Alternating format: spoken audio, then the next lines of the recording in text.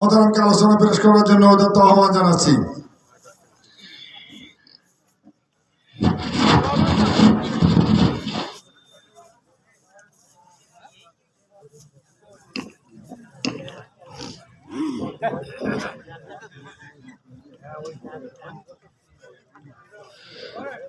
আসসালামু আলাইকুম ওয়া রাহমাতুল্লাহ। আউযু বিল্লাহি মিনাশ শাইতানির রাজীম।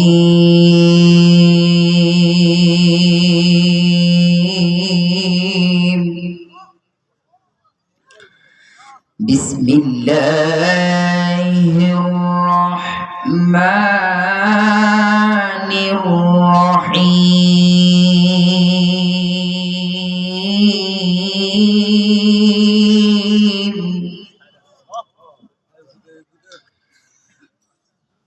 ولا تهنوا ولا تحزنوا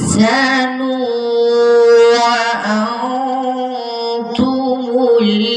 الأعلون إن كنتم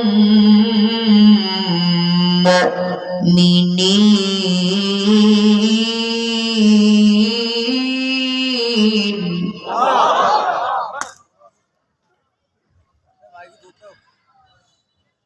ولا تهنوا ولا تحزنوا وأنتم الأعلون إن كنتم مؤمنين.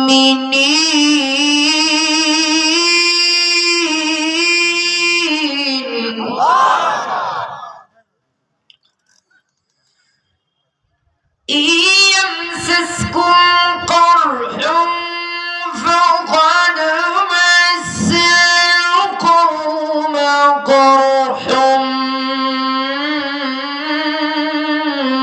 مثله وتلك الأيام نداولها بين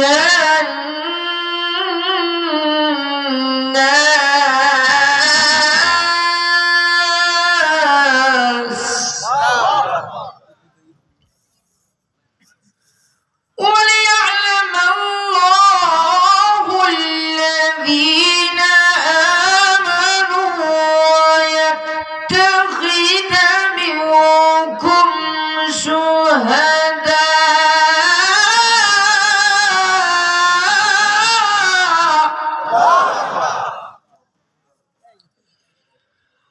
الله لا يحب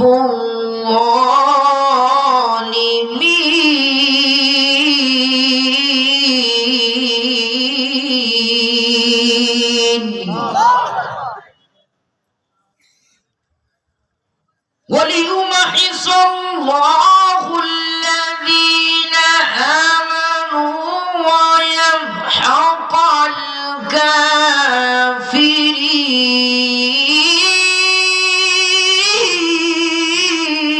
الكافرين. أم حسبتم أن تدخلوا الجنة ولما يعلم الله الذين جاهدوا منكم ويعلم الصابرين.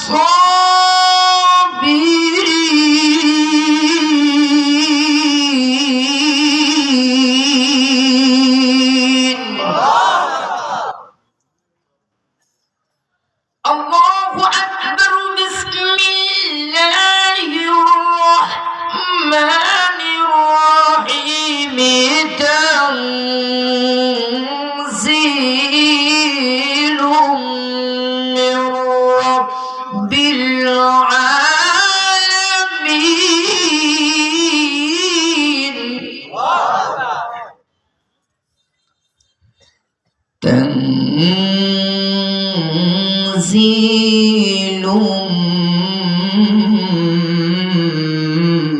من رب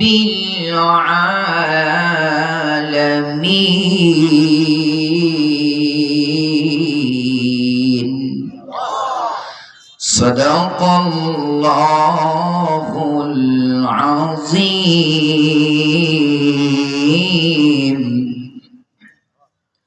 وصدق رسوله النبي الكريم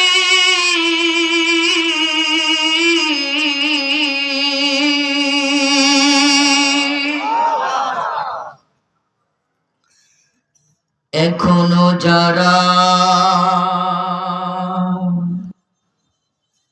পাইনি দেওয়া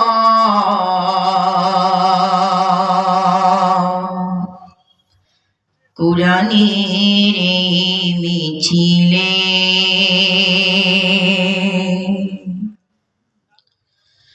শুনিয়ে দে চলো সত্যবাণী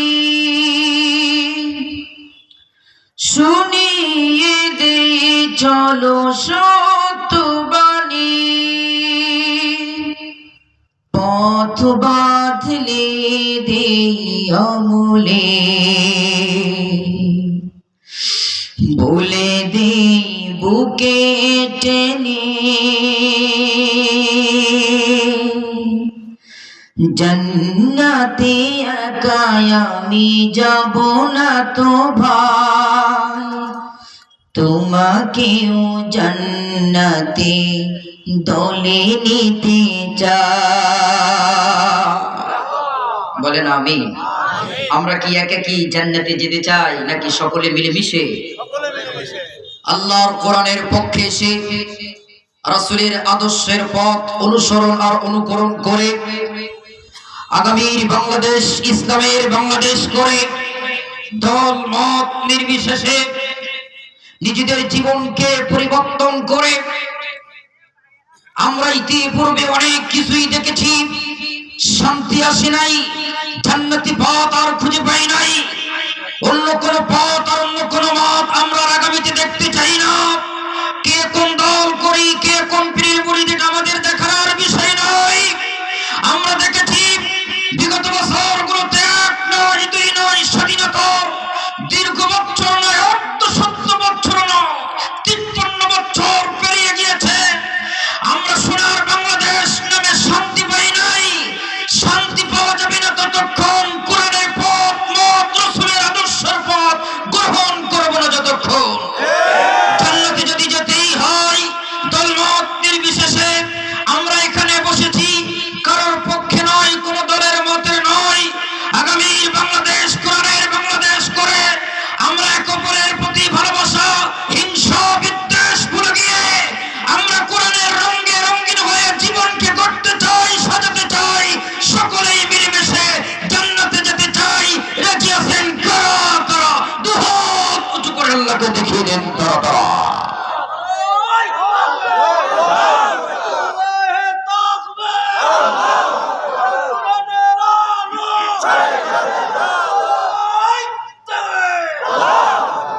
মনে হয় আপনাদের তাকবীর দিতে মনে হয় কষ্ট হয়ে গিয়েছে। এ তাকবীর কোন ব্যক্তি কোন দলে এ তাকবীরের কথা কে বলেছেন? কে বলেছেন? ওয়া রাব্বাকা ফাকাব্বির। আল্লাহ বলেছেন তোমরা তোমার রবের নামে তাকবীর দাও। তাকবীর হবে কার নামে? আরো জোরে বলেন তাকবীর হবে কার নামে? এই তাকবীরের মাধ্যমে হযরত ওমর ফারুক রাদিয়াল্লাহু তাআলা আনহু সর্বপ্রথম বাতিল শক্তিকে উপেক্ষা করে ওয়ালি 13 জন নিয়ে মক্কার বুকে আল্লাহর নবীর পক্ষ থেকে আল্লাহর পক্ষ থেকে তাকবীর দিয়েছিল। বাতিল শক্তি পালিয়ে যেতে বাধ্য হয়েছিল। এই তাকবীর সর্বপ্রথম বদরের ময়দানে 313 জন ঈমানী জজবা আল্লাহর শক্তি তাকবীরের শক্তি নিয়ে মোকাবিলা করেছিল। আল্লাহ পাক বদরের প্রান্তরে সাহাবীদেরকে বিজয় দিয়েছিল। এই তাকবীর ধ্বনি যখনই তুলেছিল মুসলমানদের কণ্ঠে ঈমানে আওয়াজ এসেছে, বাতিল শক্তি পালিয়ে যেতে বাধ্য হয়েছে। যুগে যুগে ঈমানদারদের মুখে যখনই তাকবীর আসবে পৃথিবীর সমস্ত ষড়যন্ত্র শক্তি পালিয়ে যেতে বাধ্য হবে। তাকবীর আছে যেখানে মুসলমান আছে সেখানে। এই তাকবীরের মাধ্যমে আমরা পৃথিবী জয় করেছি, এই তাকবীরের মাধ্যমে আমরা ঈমানের বিজয় এনেছি, এই তাকবীরের মাধ্যমে আমাদের ঈমানের জজ্বা বৃদ্ধি পেয়েছে। আগামী বাংলাদেশ করতে হলে কোনো অস্ত্র লাগবে না, ঈমানের শক্তি আর মুখে তাকবীর আওয়াজ যদি দিতে পারি সমস্ত শক্তি আল্লাহর পক্ষ থেকে আসবে, বাতিল শক্তি পালিয়ে যেতে বাধ্য হবে। এই জন্য তাকবীর দেখবেন এইখানে এই গাবরার ময়দানের প্রান্তরে এই তাকবীর শুরু হবে আকাশ জমিনার ময়দানে। সমস্ত ইথারে বাতাসে বাতাসে তাকবীরের ধ্বনি উড়িয়ে দিতে চাই, জীবনের সমস্ত শক্তি আল্লাহর জন্য দিতে চাই। আর একবার তাকবীর দিতে চাই তো হাত উঁচু করে আল্লাহকে দেখিয়ে দিতে চাই।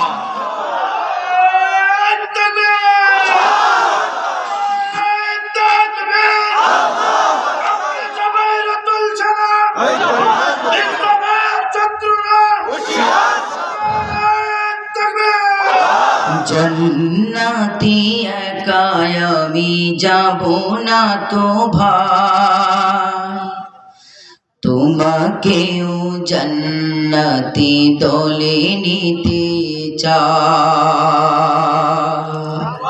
বলেন আমিন। লা ইলাহা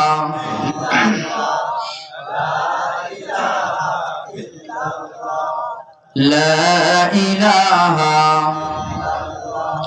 দুনিয়া থাকার জায়গা না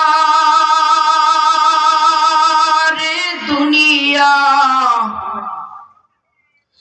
দুনিয়া থাকার জায়গা না। এ দুনিয়ায় কেউ কি থাকতে পারবে? ক্ষমতার দাপটে, অর্থের দাপটে কেউ কি থাকতে পারবে? একটু আওয়াজ করে বলেন না, কেউ কি থাকতে পারবে?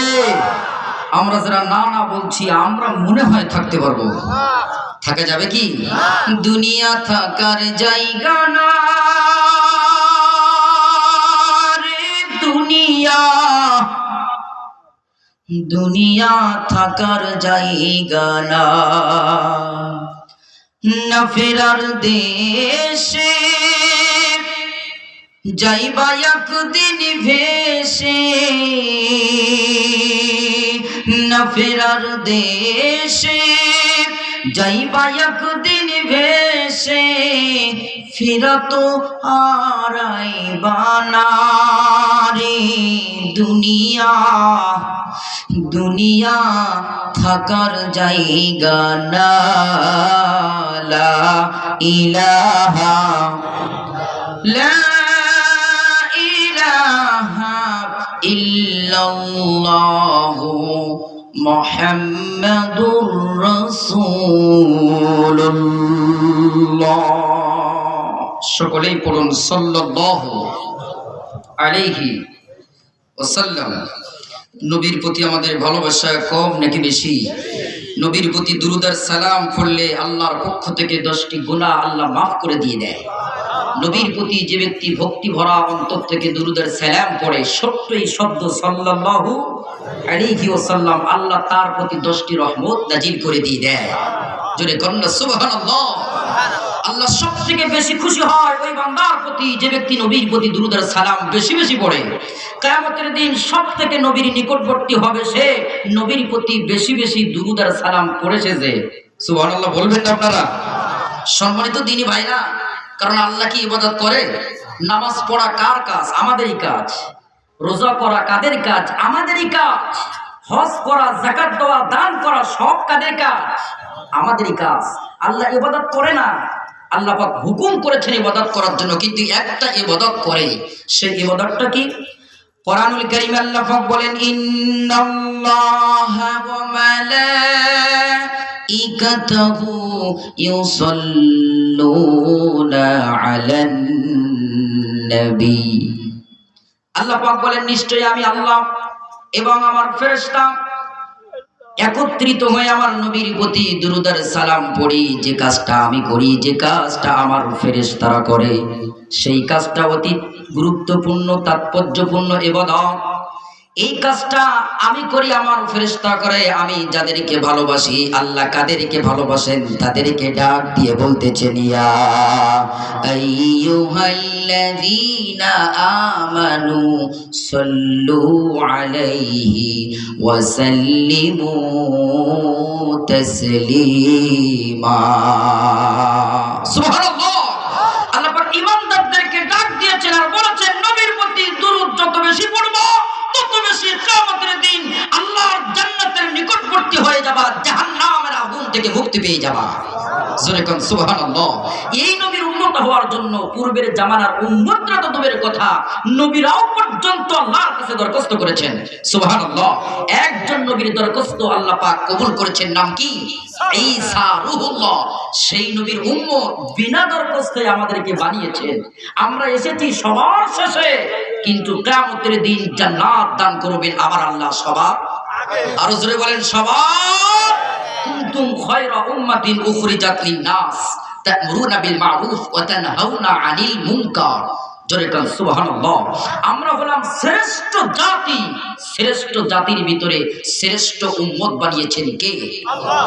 সেই নবীর প্রতি আরো একবার পড়ছি সাল্লাল্লাহু আলাইহি ওয়াসাল্লাম। মুআজ্জাজ মুহতারাম, সম্মানিত উলামা ইকরাম, উপস্থিত ঐতিহ্যবাহী বাংলাদেশের অন্যতম জেলা সাতক্ষীরা জেলার অন্তর্গত শ্যামনগর গাবুড়া GLA মাধ্যমিক বিদ্যালয় প্রাঙ্গণ, গাবুড়া গাইনবাড়ি, শ্যামনগর সাতক্ষীরা। বিশাল এই 52তম ঐতিহাসিক সিরাতুন নবী সাল্লাল্লাহু আলাইহি সাল্লাম ও তাফসীরুল কোরআন মাহফিলের সম্মানিত সুযোগ্য মাননীয় রেসপেক্টেড অনারেবল জনাব সভাপতি, আজকের মাহফিলের সম্মানিত সভাপতি মাওলানা মোহাম্মদ আব্দুল বারী সাহেব। আজকে তো নাকি জি, গতকালকে ও আজকে শেষ দিন, শেষ দিনই তো সভাপতি ইনি নাকি? হ্যাঁ ঠিক আছে, তো যে সভাপতি নাম বলছি জনাব মোহাম্মদ আব্দুল বারী, প্রথম দিনের দ্বিতীয় দিনের, ও আচ্ছা আচ্ছা ঠিক আছে। মাওলানা মোহাম্মদ আবু হানিফা মোহাম্মদ তহা সাহেব উপস্থিত আছেন উনি? আলহামদুলিল্লাহ বলেন। কোরআনুল কারীমের সভাপতিত্ব সহসভাপতি হিসেবে আছেন মাওলানা মোহাম্মদ লিয়াকত আলী সাহেব, আছেন উনি? চলে গেছেন সাইডে না, উনি ছিলেন। জি, আল্লাহ রাব্বুল আলামিন যেন কোরআনুল কারীমের সভাপতিত্বের বরকতে কাল কিয়ামতে কঠিন মুসিবতে আল্লাহ তার এবং তার পরিবারকে আল্লাহর আরশ মহল্লায় ছায়া দান করে দিয়ে দেন। বলছি আমিন।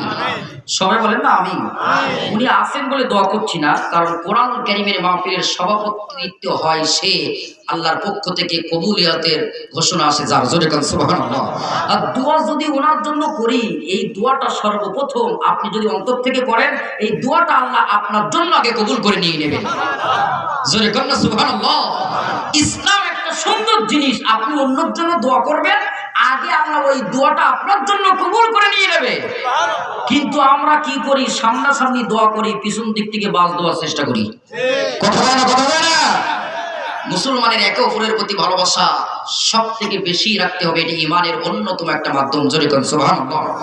আজকের মাহফিলের প্রধান অতিথি সহ আমন্ত্রিত বরেণ্য উলামা ইকরাম, দূর দারাজ থেকে আসা, কোরআনের আকর্ষণে এই ময়দানে বসা আগত স্বাগত সুশিক্ষিত সুচিন্তিত ইসলাম প্রেমিক কোরআন প্রেমিক তৌহিদি জনতা, মজদে মুজাহিদ খালিদ তারিক সাইফুল্লাহর উত্তরসূরি নওজোয়ান পরিজাত টুকরা সমবয়সী যুবক ভাইরা, স্নেহের কচি কাঁচা অনুসবিন্দু, পর্দার অন্তর আড়ালে অবস্থানতা, সর্বগুণে গুণান্বিতা সম্মানিতা মা এবং বোনেরা, আলোচনার প্রারম্ভে শুরুতেই মহান রব্বুল ইজ্জাত ওয়াল জালাল তারই দরবারে লাখো কোটি কালিমত শুকরিয়া আদায় করে নিচ্ছি যে মহান রব্বুল আলামিন এই জনপদের প্রত্যন্ত অঞ্চল থেকে আপনার আমার মতো কিছু নগণ্য গুনাহগার গোলামকে যাচাই করে বাছাই করে পৃথিবীর সমস্ত কর্মব্যস্ততাকে উপেক্ষা করে আরামের ঘুমটাকে হারাম করে দিয়ে আল্লাহর এই জান্নাতি পরিবেশে জান্নাতে মজলিসে আসার বসার সুন্দর এই তাফসীর মাহফিলের আয়োজন করার, কিছু কথা বলা এবং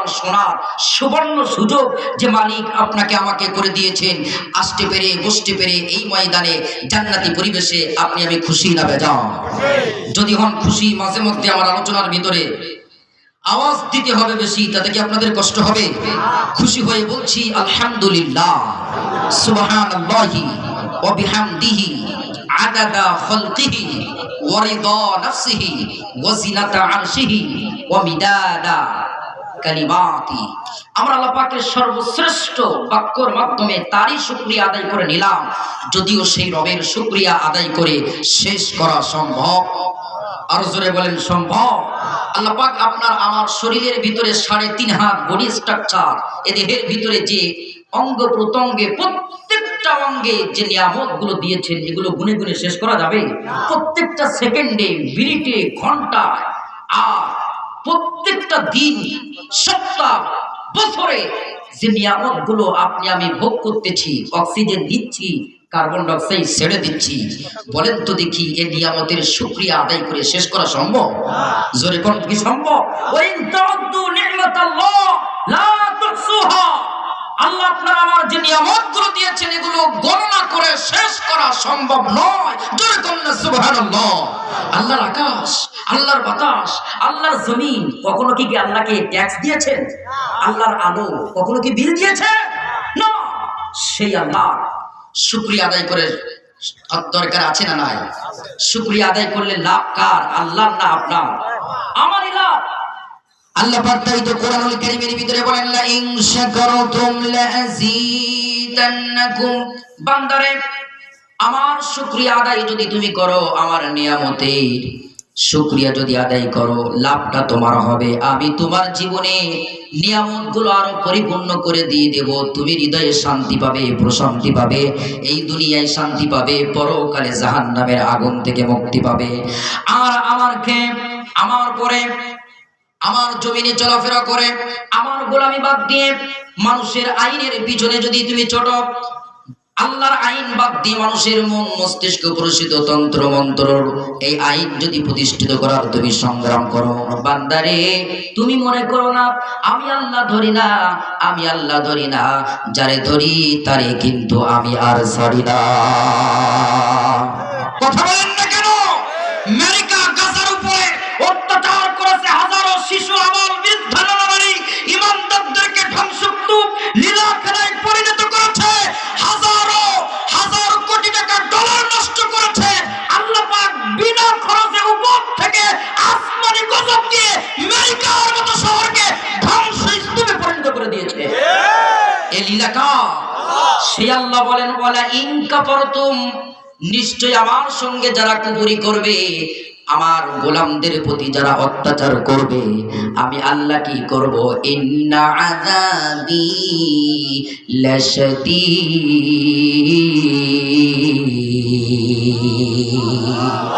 আমি তার শাস্তি দেই। দুনিয়ার মুখ থেকে বরবাস্ত কোনো কিছুই আল্লাহর এই আযাব থেকে, গজব থেকে রেহাই করতে পারে এমন কোন ইলেকট্রনিক যন্ত্র পৃথিবীর বুকে আবিষ্কার হয় না। আপনারা লক্ষ্য করেছেন, এখন তো ইন্টারনেটের যুগ, উপর থেকে হেলিকপ্টারের মাধ্যমে পানি দিচ্ছে, আগুন কি নিভে যাচ্ছে? না, নিভবে না। কারণ তারা আল্লাহর গোলামদের প্রতি অত্যাচার করেছে। ফিলিস্তিনের বুকে হাজারো মুসলমান ইমানদার নরনারীদের উপরে জুলুম করেছে, অত্যাচার করেছে, হাজারো শিশুর আর্তনাদ, আকাশ বাতাস জমিন তাদের ক্রন্দনে ভারী হয়েছে, আকাশ বাতাস কেঁদেছে। কথা বলেন ঠিক না বেঠিক? সে আল্লাহর শক্তি আছে না নাই? সে আল্লাহর জন্য বলছি আল্লাহু আকবার। আমার ভাইরা, তাফসীর মাহফিল রাত তো অনেক বেজে গিয়েছে, ঠিক না বেঠিক? এরপরে আরো একজন বক্তা আছে, আমি জানি না আমি কতটুকু সময় আপনাদের আলোচনার হৃদয়ের খোরাক দিতে পারবো, তারপরও চেষ্টা করবো ইনশাআল্লাহ যতটুকু কথা বলবো কোরআন এবং হাদিস বাস্তবতার আলোকে, অবস্থার নিরিখে কথা বলার চেষ্টা করব। কারণ বিগত বছরগুলোতে আমরা এই ময়দানে কথা বলেছি, চেয়ারে বসেছি, কোরআন ছাড়া, হাদিস ছাড়া, ইসলামী আদর্শ মূল্যবোধ ছাড়া অন্য কোনো কথা আমরা বলি না। আমরা বক্তা যারা যখন কথা বলি, আল্লাহর দিকে তাকিয়ে কথা বলি। অনেকেই এখন মাহফিলের ময়দানে যায়, বলছে হুজুর একটু গরম গরম বক্তব্য দিবেন। আমি বললাম এটা হচ্ছে একটা বাসি কথা। কারণ আমি মাঝে মধ্যে বলি হচ্ছে ব্যাঙের আর সর্দি আবার কাশি। কথা বলেন না কেন? আমরা তো বিগত বছরগুলোতে ইসলামের সঠিক কথা, সঠিক তথ্য, জালিমের বিরুদ্ধে নিজের জীবনের ঝুঁকি নিয়ে কথা বলেছি। কাউকে পরোয়া করি নাই, কোনো দলের দালালি করি নাই, কারোর পক্ষে কোনো নেতার দিকে তাকিয়ে কথা বলি নাই। আমরা কথা বলেছি আল্লাহর দিকে আর রাসূলের দিকে তাকিয়ে। কথা বলেন না কেন? এই জন্য সেই কথাই হবে ইনশাআল্লাহ। কোন দলের পক্ষে নয়, বিপক্ষে নয়, কিন্তু কোরআনের পক্ষে কথা বলা থেকে বিরত থাকা যাবে? আরো জোরে বলেন, যাবে?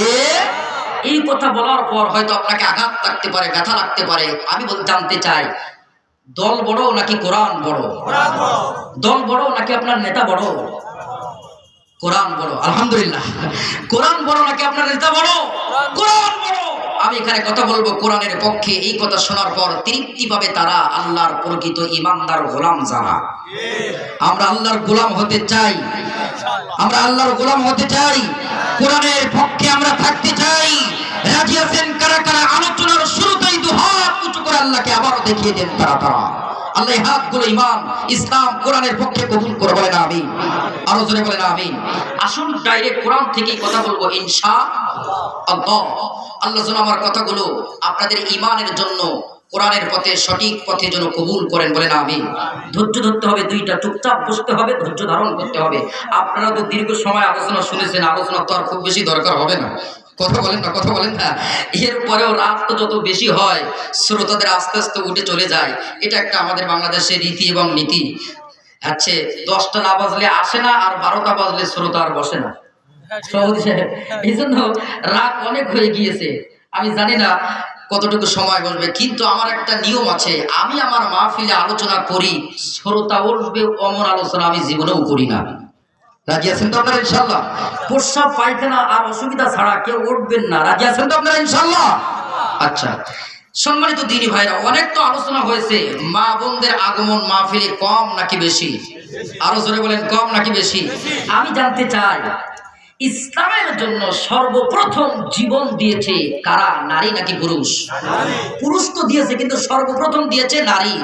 মা সুমাইয়া রাদিয়াল্লাহু তাআলা আনহা ইসলামের জন্য নবীর পক্ষে, কালিমার পক্ষে সর্বপ্রথম জীবন দিয়ে ইসলামের খাতায় শহীদের ইতিহাসের নামটা প্রথম দিনই লিখেছেন। সুবহানাল্লাহ।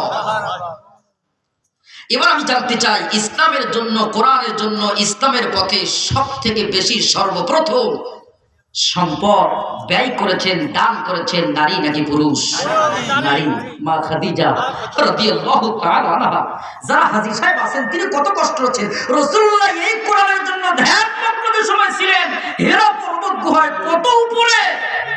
আজকে একজন হাজী সাহেব আমাকে বলতেছিলেন, হুজুর আমাদের উঠতে কমপক্ষে সর্বনিম্ন 1 ঘন্টা সময় লাগে, এরপরে কষ্ট হয়ে যায়। আর মা খাদিজা দীর্ঘ মাস তিনি পাড়ি দিয়েছেন রাসূলুল্লাহর জন্য, এই কোরআনের জন্য অর্থ সম্পদ বিলিয়েছেন, নবীজিকে ছায়া দিয়ে, নবীকে আগলে রেখে রাসূলুল্লাহর পক্ষে থেকেছেন। জোরে কোন সুবহানাল্লাহ। আমার ভাইরা, এরপর আমি জানতে চাই, মায়ের সম্মান বেশি নাকি বাবার সম্মান বেশি? কয় গুণ বাড়িয়েছেন? আরো জোরে, কয় গুণ? 3 গুণ বাড়িয়েছেন। সর্বশেষ একটা ঘরে কন্যা সন্তান জন্মগ্রহণ করে, পুত্র সন্তান জন্মগ্রহণ করে। আমি জানতে চাই, আল্লাহর পক্ষ থেকে রহমত আর ফেরেশতা নাজিল হয় কোন ঘরে? পুত্রর জন্মগ্রহণ করলে সেই ঘরে, নাকি কন্যা সন্তান জন্মগ্রহণ করলে সেই ঘরে? নিশ্চয়ই কন্যা সন্তান। জোরে কন্যা সুবহানাল্লাহ। নবীজি আমার বলেছেন, যে ব্যক্তি 2টা কন্যা সন্তান পিতা হয়েছে, তাকে লালন পালন করেছে, আদর স্নেহ মায়া মমতা মহব্বত করে বড় করেছে, দ্বীন শিক্ষা দিয়েছে, বড় হওয়ার পর সুন্দর পাত্রস্থ করেছে, বিবাহ দিয়েছে, আমি নবীজি এই কন্যার পিতা, 2 কন্যার পিতা আর আমি নবী একই জান্নাতে বসবাস করব। জোরে কন্যা সুবহানাল্লাহ। সম্মানিত দিনী ভাইরা, কিন্তু আমাদের বাংলাদেশের চিত্র ভিন্ন। বারবার কন্যা হওয়ার কারণে স্ত্রীকে তালাক পর্যন্ত দিয়ে দেয়। কথা কেন, কথা কেন? আছে না নাই? এমন কি? আচ্ছা আমি বলি, আমি একটা বিজ্ঞানের ছাত্র, শুধু যে মাদ্রাসায় পড়েছি তা নয়, বয়স কম হলেও আলহামদুলিল্লাহ অনেক জায়গায় ঘুরেছি, অনেক প্রতিষ্ঠানে শিক্ষা নেওয়ার চেষ্টা করেছি, আলহামদুলিল্লাহ বলেন। তো যারা বিজ্ঞানের ছাত্র তারা বুঝবেন, শুক্রাণু ডিম্বাণু, স্পার্মাটোজোয়, এই যে X ক্রোমোজোম আর Y ক্রোমোজোম পুরুষ থেকে নারীদের হচ্ছে দুইটা, একটা হচ্ছে এক্স আর একটা হচ্ছে এক্স, দুইটা এক্স। আর পুরুষদের ভিতরে থাকে এক্স আর ওয়াই। পুরুষ যদি তার শরীর থেকে বীর্য ওয়াই দেয় তাহলে স্ত্রীর রেহেমের ভিতরে এটা হচ্ছে পুত্র সন্তান হয়। তাহলে বোঝা গেল দোষ যদি দিতেই হয় এই পুরুষের দিতে হয়, কারণ তুমি পুরুষ, তোমার শক্তি নাই, যার কারণে তোমার স্ত্রীর রেহেমের ভিতরে কন্যা সন্তান হয়েছে, পুত্র সন্তান হয় নাই। কথা বলেন না কেন? মূল বিষয় এটা নয়, আমি তো শুধুমাত্র বোঝাচ্ছি মাত্র বাস্তবতা। কিন্তু পুত্র, কন্যা, মেয়ে, পুরুষ এ সব কিছু দেওয়ার মালিক কে? আরো জোরে বলেন কে? ইয়াহাবু লিমান ইয়াশা ইনাসা ওয়া ইয়াহাবু লিমান ইয়াশা যুকুর আও ইউযাওবিজুহুম যুকরানা ওয়া ইনাসা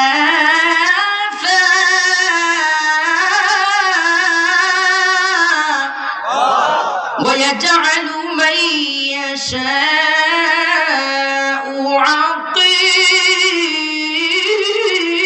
আকিমা। আল্লাহ পাক বলেন পৃথিবীর মানুষদেরকে ডাক দিয়েছেন আর বলেছেন আমি যাকে ইচ্ছা কন্যা সন্তান দান করি, আবার যাকে ইচ্ছা পুত্র সন্তান দান করি, যাকে ইচ্ছা শুধু কন্যা সন্তান দান করি, আবার যাকে ইচ্ছা শুধুমাত্র পুত্র সন্তান দান করি, আবার যাকে ইচ্ছা চিরকাল বন্দা রাখি, কোনো সন্তান দেই না। তোমার কন্যা হওয়ার কারণে স্ত্রীর প্রতি রাগ করেছো, স্ত্রীকে তালাক দিচ্ছ, মুখটা গমন করেছো, মুখটা মলিন করেছো, কিন্তু তুমি জানো না এই পৃথিবীর বুকে এমন হাজারো দম্পতি আছে যাদের একটা সন্তান হওয়ার জন্য আল্লাহর কাছে ধন্যবাদ দেয়, আল্লাহ এর পরেও তাদেরকে সন্তান দেয় না, তাদেরকে নিঃসন্তানী করে সারা জীবন চোখের পানি ফেলাই। বলুন আল্লাহু আকবার। আমার ভাইরা, এই জন্য ইসলাম নারীদের সম্মান দিয়েছেন। আমরা নারীদের সম্মান পাবো কিভাবে? এই জন্য শুরুতেই নারীদের জন্য দুইটা লাইন অফ করব, তারপরে আমি আমার মূল আলোচনায় ফিরে আসব। আমার আলোচনার বিষয় হচ্ছে ঈমানদারদের আল্লাহ পাক জয় পরাজয় দেন, মাঝে মধ্যে বিজয়, মাঝে মধ্যে পরাজয়। এই হচ্ছে দেওয়ার কারণ হচ্ছে আল্লাহ পাক 6টি জিনিস তাদেরকে পরীক্ষা করেন। জোরে বলেন কয়টা? এই 6টি কারণ ব্যাখ্যা করব। এর আগেই দুইটা লাইন মা বোনদের জন্য ওয়াজ করেই তারপরে এদিকে আসবো, কারণ তাদেরকে অনেক সময় ধৈর্য ধারণ করে বসে আছে, তাদের ব্যাপারে 2 লাইন ওয়াজ করার দরকার আছে না নাই? আমার ভাইরা, গভীর রাত্রে মা খাদিজা রাদিয়াল্লাহু তাআলা আনহা ঘুম থেকে জাগ্রত হয়েছেন। খাদিজা বসে বসে দু চোখের পানি টপ টপ করে ফেলাচ্ছেন, টুমটুম করে কান্নাকাটি করতেছেন। নবীজি উঠে দেখলেন পৃথিবীর সকল মানুষ ঘুমিয়ে গেছেন, খাদিজা বসে বসে দু চোখের পানি নিরালয় নির্জুম ভাবে ফেলাচ্ছেন। নবীজি ডাক দিয়ে বলতেছেন, খাদিজা, আমি পৃথিবীর সব কিছু দৃশ্য সহ্য করতে পারি, তুমি আমার জন্য, ইসলামের জন্য যে কষ্ট করেছো, তোমার চোখের পানি দেখি আমি নবীজি সহ্য করতে পারি না। কি দুঃখ আমি বুঝতে হয়তো পেরেছি। ইসলাম কবুল করার পূর্বে তোমার জীবনটা অনেক আনন্দে ছিল, ফুর্তিতে ছিল, গাড়ি বাড়ি সব কিছু ছিল। ইসলাম কবুল করার পরে আমার ঘরে আমার কাছে এসে তোমার জীবনটা হয়তো দুঃখ কষ্টে কাটতেছে, এই জন্য তুমি কাঁদতেছো। এই কথা বলার পরপরই খাদিজা শিশু বাচ্চার মতো আরো জোরে চিৎকার করে কেঁদে উঠলেন। নবীজির কাছে বলতেছেন, ইয়া রাসূলুল্লাহ, ইয়া হাবিবাল্লাহ, এমন কোন কথা আপনি আপনার জবান থেকে বলবেন না। এমন কথা বলে আমার কান্নার আওয়াজ, হৃদয়ের কষ্টটা আরো বাড়িয়ে দিবেন না। আমি পৃথিবীর কোন সুখের জন্য, আনন্দের জন্য, গাড়ির জন্য, বাড়ির জন্য কাঁদি না। আমি কাঁদি, আমার ভয় হয় গভীর রজনীতে আমার অন্তরে বারবার জানতে চাই আমি আল্লাহর প্রতি, আপনার প্রতি, পরকালের প্রতি ঈমান এনেছি, কিন্তু জীবনের যে বয়সগুলো পেয়েছি, গুনাহ করেছি, অনেক আমল আমি করতে পারি নাই। আমার ভয় হয় আমার আল্লাহ আমাকে মাফ করবে না, আমাকে কি জান্নাত দেবে না। নবীজি ডাক দিয়ে বলতেছেন, খাদিজা, কেন নয়? আল্লাহ পাক তোমার ঈমানের প্রতি আল্লাহ এত বেশি খুশি হয়েছেন, আল্লাহ পাক স্বয়ং জিবরাইলের মাধ্যমে সালাম জানিয়েছেন, তোমাকে জান্নাতি মহিলা হিসেবে ঘোষণা করেছে। খাদিজা ডাক দিয়ে বলতেছেন, নবীজি, আল্লাহ আমাকে জান্নাতি হিসেবে ঘোষণা করেছেন, আল্লাহ পাক আমাকে সালাম জানিয়েছেন, এত সম্মানিত করেছেন, কিন্তু আরো একটা প্রশ্ন বারবার অন্তরে জাগ্রত হয়। আমি মা, আমার পেটের কন্যা হলো ফাতিমা, আমি মা, আমার পেটের কন্যা হলো ফাতিমা। আল্লাহ পাক আমাকে জান্নাতি হিসেবে ঘোষণা করেছেন, কিন্তু জান্নাতের রমণী কেন আমার পেটের কন্যা ফাতিমাকে বানিয়েছেন? কারণ মেয়ের থেকে তো মায়ের সম্মান অনেক বেশি, মায়ের সম্মান আগে, তারপরে মেয়ে। কেন আল্লাহ পাক আমাকে জান্নাতি হিসেবে আর জান্নাতের রমণী হিসেবে ফাতিমাকে বানিয়েছেন? কারণ নারীদের ভিতরে সব ঠিক আছে, কিন্তু একজন আরেকজনের উপরে যাক, এইটা পৃথিবীর অনেক নারী কিন্তু বরদাস্ত করে না। আমার ভাইয়েরা, বিশ্বাস যদি না হয়, আজকে আপনারা এখানে এসেছেন, অনেক জায়গায় দাওয়াত খেয়েছেন, কিংবা কারোর বাড়িতে আপ্যায়ন করেছেন, আপনাকে খাওয়া দাওয়া দিয়েছেন। বাড়িতে যাওয়ার পরে বলবেন আজকে অমুক জায়গায় অমুক বাড়িতে গিয়েছিলাম, এত সুন্দর রান্না বান্না করেছে, অনেক ভালো লেগেছে। আপনার স্ত্রী বলবে ঠিক আছে, আজকের পর থেকে ওই বাড়ি গিয়ে খাওয়া দাওয়া করো। কথা কয় না, কথা কয় না। শুধু তাই নয়, আপনার যদি পুত্রবধূ থাকে, পুত্রবধূ যেদিন রান্না বান্না করবে, আপনার বউয়ের সামনে যদি পুত্রবধূর একটু বেশি প্রশংসা করেন, রাত্রে যে সময় ঘরে যাবেন ঠিকঠাক মতো বোঝাই দেবে। আমি মাঝে মধ্যে ওয়াজ করার পর 2টা-3টা বাজে বাড়িতে যে সময় এমন ভাব নেই আমি একটু প্রধান বক্তা। বাংলাদেশের বিভিন্ন জায়গায় আমাকে আল্লাহ প্রধান বক্তা চেয়ারে বসায়, বাংলাদেশের বাইরে আল্লাহ নিয়ে যায়, বিদেশ আল্লাহ সফর করে, আলহামদুলিল্লাহ। আমি ডাক দিয়ে বলি, সারা বাংলাদেশের মানুষ আমার হুজুর হুজুর কয়, তুমি কি একটু হুজুর বলতে পারো না? বলে ওরা তোমার চেনে না তাই হুজুর কয়। যত বড় প্রধানমন্ত্রী হোক, প্রধান অতিথি হোক, বক্তা হোক, ওখানে কি হুজুর হওয়া যাবে? ওখানে কি ভাব নেওয়া যাবে? কারণ স্ত্রী বাইরে এবং ভিতরে সব কিছু জানে কি জানে না? কথা বলেন ঠিক কিনা? আমার ভাইয়েরা, একান্ত আপনজনেরা আমার, কিন্তু খাদিজা এমন তো কোনো নারী নয়, এমন কোনো মহিলা নয়। খাদিজা তো একজন সম্মানিত নারী, সম্মানিত মহিলা।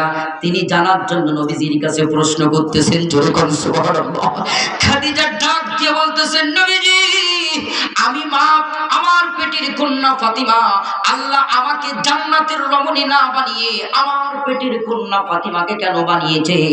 নবীজি বলতেছে 2টা কারণে আল্লাহ ফাতিমাকে জান্নাতের রমণী বানিয়েছে।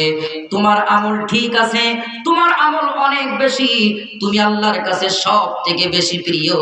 কিন্তু শুনে নাও, আমি জানতে চাই 2টা আমল, 2টা কারণ। 1 নাম্বার, কত বছর বয়সে তুমি ঈমান এনেছো? খাদিজা চোখের পানি ফেলে আর বলে, নবীজি, দুর্ভাগ্যের কপাল আমার বয়স যে সময় 40 বছর, আপনার বয়স সে সময় 25 বছর। দীর্ঘ 15টি বছর আপনার ঘর সংসার করেছি, উঠেছি, বসেছি, খেয়েছি, চলাফেরা করেছি। দীর্ঘ 15 বছর পরে আপনি আল্লাহর পক্ষ থেকে নবুয়ত প্রাপ্ত হয়েছেন। আপনার বয়স সে সময় 40 বছর, আমার বয়স 15 বছর পেরিয়ে অর্ধশত নয় 55 বছরে পা দিয়েছে। আল্লাহর পক্ষ থেকে দ্বীনের দাওয়াত, কালিমার দাওয়াত পৃথিবীর কারোর কাছে আপনি দেন নাই। সর্বপ্রথম স্ত্রী হিসাবে আমার কাছে আপনি দিয়েছেন। নবী হিসেবে আমি বুঝতে পেরেছি আপনি যে সময় দ্বীনের দাওয়াত দিয়েছেন, বুঝতে পেরেছি দীর্ঘ 15টি বছর আপনার সঙ্গে ঘর সংসার করেছি, উঠেছি, বসেছি, খেয়েছি। আপনার ভিতরে যে আদর্শ, আপনার ভিতরে যে গুণাগুণ, আপনার ভিতরে যে চরিত্র আমি লক্ষ্য করেছি। স্ত্রী হিসেবে আমি সাক্ষ্য দিচ্ছি, আপনি পৃথিবীর স্বাভাবিক কোনো ব্যক্তি নয়, স্বাভাবিক আমার স্বামী নয়। আপনি যে আখিরি জামানার পয়গম্বর, স্ত্রী হিসেবে সামান্য এতে আমার কোনো সন্দেহ না। নবীজি ডাক দিয়ে বলতেছেন, খাদিজা, ও খাদিজা, তোমার পেটের কন্যা কত বছর বয়সে ঈমান এনেছে? খাদিজা চোখের পানি ফেলে আর বলে, নবীজি, আমার বয়স তো দীর্ঘ 100 বছর পেরিয়ে গিয়েছি, এটা আমার দুর্ভাগ্য, কিন্তু আমার পেটের কন্যার সৌভাগ্য। আমার পেটের কন্যা ফাতিমা জান্নাতি, জান্নাতি ঈমানদারিনী, পেট থেকে ঈমান ইসলাম নিয়ে বাহির হয়েছে দুনিয়ায়। মৃত্যু এই পৃথিবীর বুকে যতদিন বেঁচে ছিল, আল্লাহ তাকে জান্নাতি ঈমানদারি হিসেবে বাঁচিয়েছেন। জোরে কোন সুবহানাল্লাহ।